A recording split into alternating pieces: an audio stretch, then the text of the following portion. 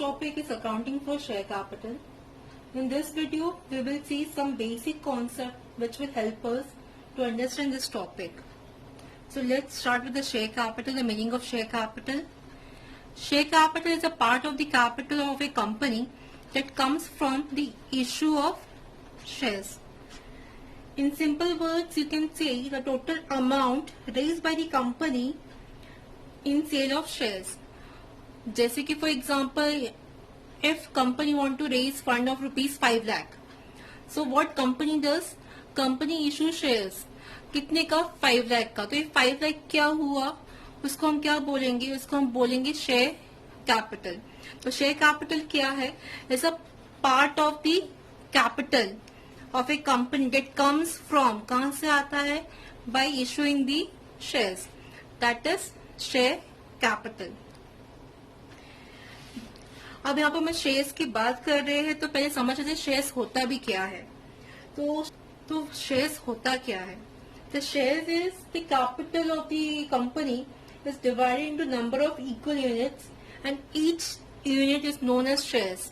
मतलब जो कैपिटल है, कैपिटल के हम लोग छोटे छोटे यूनिट्स कर देते हैं, सिंगल यूनिट्स, और वो यूनिट्स को हम क्या बोलते हैं? शेयर्स. तो they are basically two types of shares, preference shares and equity shares. So let's see what is preference shares. As the name suggests, preference मतलब इनको कोई प्रेफरेंशियल राइट्स मिली हुई है. They are in preferential in nature. अब क्या उनको क्या प्रेफरेंस है, क्या उनको एक्स्ट्रा बेनिफिट्स है, वो देख लेते हैं. They have right to receive dividend at predetermined rate. यानी उनको क्या मिलेगा? डिविडेंड मिलेगा, वो भी प्री डिटरमाइंड रेट. तो पहले समझ लेते डिविडेंड होता क्या है. Dividend is the part of profit which company shares with his shareholders. यानी कंपनी का जो प्रॉफिट है, प्रॉफिट का एक छोटा सा हिस्सा जो कंपनी अपने शेयर होल्डर का शेयर करती है, उसको हम क्या बोलते हैं? डिविडेंड. तो प्रेफरेंस शेयर होल्डर को क्या मिलता है? उनको मिलता है प्रेफरेंस डिविडेंड, और वो भी किस पे? At predetermined rate. Predetermined rate means कि उनको पहले से जब वो शेयर्स खरीदते हैं, उनका जो डिविडेंड रेट है, जितना उनको डिविडेंड मिलेगा, वो रेट पहले से वो लोग डिसाइड करके रखते हैं, उनका डिस्क्लोज करके रखते हैं कि इतना डिविडेंड उनको मिलेगा ही मिलेगा. That is predetermined rate. Second preference क्या है? Right to receive repayment of capital on winding up of the company. In case company wind up हो रही है, लिक्विडेट हो गई है, ठीक है, शटडाउन हो रही है, तो यहाँ पर क्या होगा? उनको राइट है उनको रीपेमेंट का. फुल कैपिटल, जो भी कैपिटल हमने प्रेफरेंस से रेज किया है, वो उनको हम रीपे कंपनी को करना होगा. तो they have the right of repayment of capital on winding up of company. ठीक है, ये तो हुआ preference share. Next is equity shares. अब इक्विटी शेयर्स क्या है? Equity shares are those shares which is not preference shares. Like this shares does not carry any preferential rights. जो rights इनको मिली हुई है वो इनको नहीं मिली है, इसलिए इसको ordinary shares भी बोला जाता है. These are most common shares which are traded in the market. पर इनको मिलता क्या है? They enjoy voting rights. They have the voting rights. यानी जब भी कोई डिसीजन मेकिंग होगी, एनुअल जनरल मीटिंग होगी, तो इक्विटी शेयर होल्डर से उनको क्या है? वोटिंग राइट है. Next, dividend is payable after the payment of dividend to preference shareholders. मतलब डिविडेंड इनको भी मिलेगा, लेकिन कोई फिक्स नहीं है उनको कब मिलेगा. प्रेफरेंस शेयर होल्डर को पहले कंपनी क्या करेगी? अगर कंपनी को डिविडेंड देना है तो पहले वो किसको देगी? प्रेफरेंस शेयर होल्डर्स को देगी.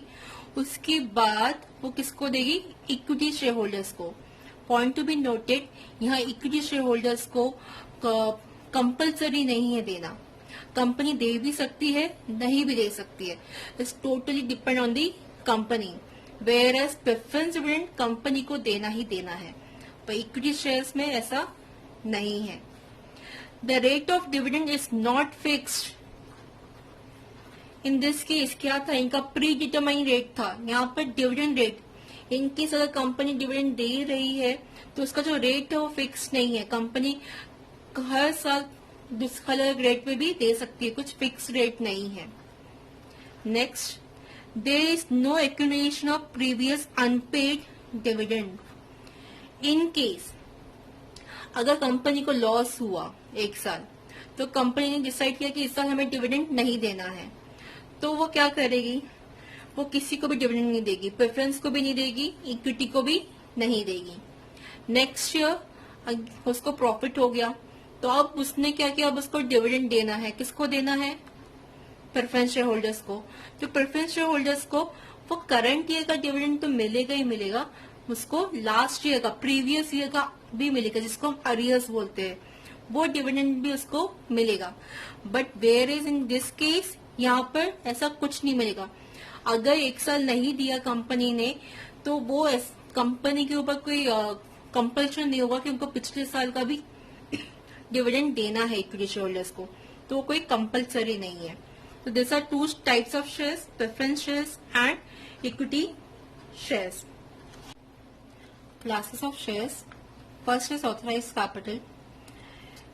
In memorandum of association, there is one clause in case if company want to raise funds in future, so they had given the one maximum limit. That maximum limit is known as authorized capital.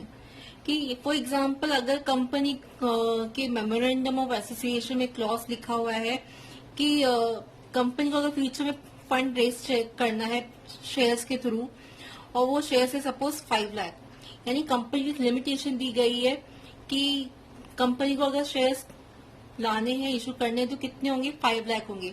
वो 5 lakh shares को हम क्या बोलेंगे? Authorise capital. यानी उस company का एक limit हो गया कि कंपनी इससे ज्यादा शेयर्स इशू नहीं कर सकता, तो लिमिटेशन, मैक्सिमम लिमिट को क्या करेंगे? Authorise capital. Second is issued capital. And what is issued capital? अभी सपोज कंपनी का लिमिट इज 5 लाख शेयर्स, लेकिन कंपनी को अभी रिक्वायरमेंट है कुछ 20 लाख की, तो उसको जरूरी नहीं है कि वो पूरा का पूरा वो 5 लाख शेयर्स इशू कर ले। वो क्या करेगी? वो 2 लाख शेयर्स ही इशू कर सकती है ऑफ ₹10 ईच, तो उसको 20 लाख की रिक्वायरमेंट फुलफिल हो जाएगी। तो वो क्या कर रही है? वो एक बार में पूरा का पूरा शेयर्स इशू नहीं कर रही है, वो एक उसका पार्ट इशू कर रही है। तो जितना वो इशू करेगी उसको हम क्या बोलेंगे? Issued capital. So in this case इसका इशूड कैपिटल कितना हो जाएगा? 2 लाख शेयर्स। अब वो 2 लाख शेयर्स इशू तो किया उसने मार्केट में, लेकिन क्या हो सकता है कि पूरा लोग सब, हर कोई शेयर होल्डर्स को नहीं खरीदे, मे बी फुल्ली सब्सक्राइब ना हो, हर कोई इसको परचेज ना करे, तो जितने लोग उसको परचेज करेंगे तो उसको हम क्या बोलेंगे? Subscribe capital. यानी for example in this case क्या हो रहा है? कंपनी ने इशू किया था 2 लाख शेयर्स इन मार्केट, लेकिन कितने लोगों ने वो शेयर्स खरीदा? कितने शेयर्स बिके मार्केट में? Only 1,80,000 shares. उसको हम क्या बोलेंगे? Subscribe capital.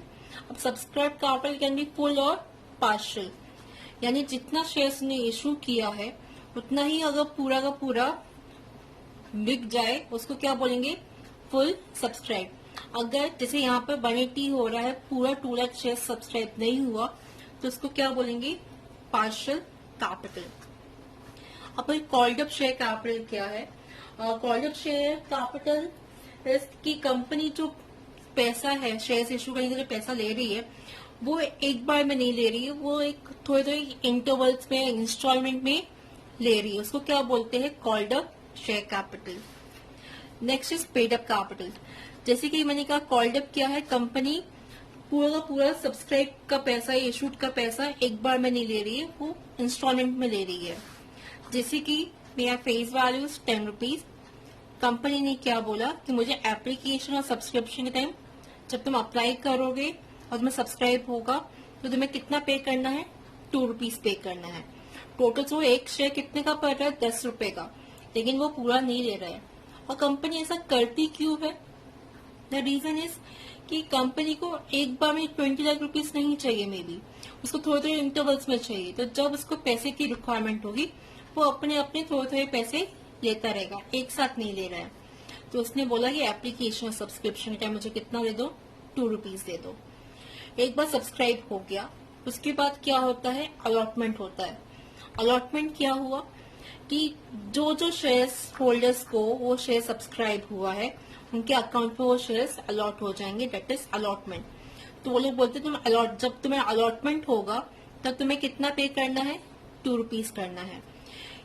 मतलब क्या हो रहा है, उसको टोटल कितना पे करना था, 10 रुपीज, लेकिन अब तक शेयर होल्डर्स ने कितना पे किया है, 2 रुपए एप्लीकेशन टाइम और 2 रुपए अलॉटमेंट टाइम, यानी कि टोटल कितने पे किए, 4 रुपीज पे किए।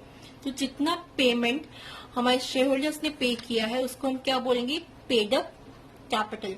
यानी टोटल पे उसको करना था 10 रुपीज, लेकिन उसने कितना पे कर रहा है अभी तक, 4 रुपीज, तो उसको बोलेंगे paid up capital. Next is uncalled share capital. अब अनकॉल्ड शेयर कैपिटल टोटल उसको कितना पे करना है, 10 में से इसने 2-2 रुपए पे कर चुका है, कितना पे करना बाकी है उसको, 6 रुपीज। ये 6 रुपीज को हम क्या बोलेंगे, अनकॉल्ड शेयर कैपिटल, यानी 6 रुपए शेयर होल्डर से आना बाकी है। Next is unissued share capital. अब अनइश्यूड शेयर कैपिटल मतलब कि कंपनी का टोटल अथॉरिटी कितनी थी शेयर इशू करने की, 5 लाख की, पर कंपनी ने शेयर्स इशू कितना किया, ओनली 2 लाख शेयर्स, यानी अभी भी कंपनी के पास 3 लाख शेयर्स बाकी है जो इन फ्यूचर वो इशू कर सकता है। जो ये 3 लाख शेयर्स हुए उसको हम क्या बोलेंगे, अनइश्यूड शेयर कैपिटल। देखते हैं methods of issue of capital. तो बेसिकली देयर आर 4 मेथड्स। ये 4 तरीके से कंपनी क्या कर सकती है, अपने शेयर्स इशू कर सकती है। सबसे पहला है प्राइवेट प्लेसमेंट ऑफ शेयर्स। अब प्राइवेट प्लेसमेंट ऑफ शेयर्स क्या है, यहाँ पर कंपनी क्या करती है, they directly sell the shares to the limited number of investors. अब ये इन्वेस्टर्स को सीधा, यहाँ पे पब्लिक को नहीं, एक ग्रुप ऑफ इन्वेस्टर्स को सिलेक्ट करके उन्हीं को अपने शेयर्स बेचती है। अब वो इन्वेस्टर कौन हो सकता है, it can be any private और पब्लिक कंपनीज। तो उनको इसको क्या बोलेंगे, प्राइवेट प्लेसमेंट ऑफ शेयर्स। यहाँ पर शेयर्स एक ग्रुप ऑफ इन्वेस्टर्स को सेल किया जाता है, डायरेक्टली सेल किया जाता है। Next is public issue of shares. By the name itself you can understand, यहाँ पर किसको शेयर इशू करेंगे, हम पब्लिक को करेंगे। एंड हम लोग को जो आगे अकाउंटिंग देखनी है वो इसी की देखनी है, पब्लिक इशू ऑफ शेयर्स। यहाँ पर कॉमन पब्लिक को शेयर इशू करते हैं। Next is right issue of shares. अब राइट इशू हमेशा जो उनके एग्जिस्टिंग शेयर होल्डर्स होंगे उनको कंपनी इशू करती है। जैसे कि हम सेम एग्जांपल लेते हैं, कंपनी ने अभी सिर्फ 2 लाख शेयर्स इशू किए, कितने उनके अनइशूड है, 3 lakh shares. So in future अगर उनको बाकी के 3 लाख भी इशू करने हैं तो वो क्या करेगी, वो उसके पास 2 ऑप्शन है, इधर वो पब्लिक के पास जाके उसको इशू कर ले, या फिर वो क्या बोलेगी कि जो मेरे ऑलरेडी शेयर होल्डर्स, जो उसके शेयर होल्डर्स होंगे, कि तुम्हें एक सर्टेन प्राइस पे तुम उस शेयर्स को खुद ही परचेज कर लो। तो इसको क्या बोलेंगे हम, right issue of shares. And the last one is bonus issue of shares. अब देख रहे हैं यहाँ पर स्माइली है, द रीजन इज कि बोनस, अगर कंपनी बहुत अच्छा परफॉर्म करती है, उसके अच्छे प्रॉफिट्स आ रहे हैं, तो कंपनी एज ए रिवॉर्ड वो अपने शेयर होल्डर्स को कुछ अपने कंपनी के शेयर्स अलॉट करती है at free of cost. In this case shareholders को एक पेनी भी पे नहीं करना पड़ता है, वेयर एज इन तीनों केसेस में इन्वेस्टर्स को, शेयर होल्डर्स को कॉस्ट इनकर करना पड़ता है, वो शेयर्स फ्री में नहीं होते हैं, they have to pay the cost of that shares. Whereas in bonus shares, वो शेयर्स वो फ्री ऑफ कॉस्ट होता है, कंपनी एज ए रिवॉर्ड अपने शेयर होल्डर्स को वो देती है।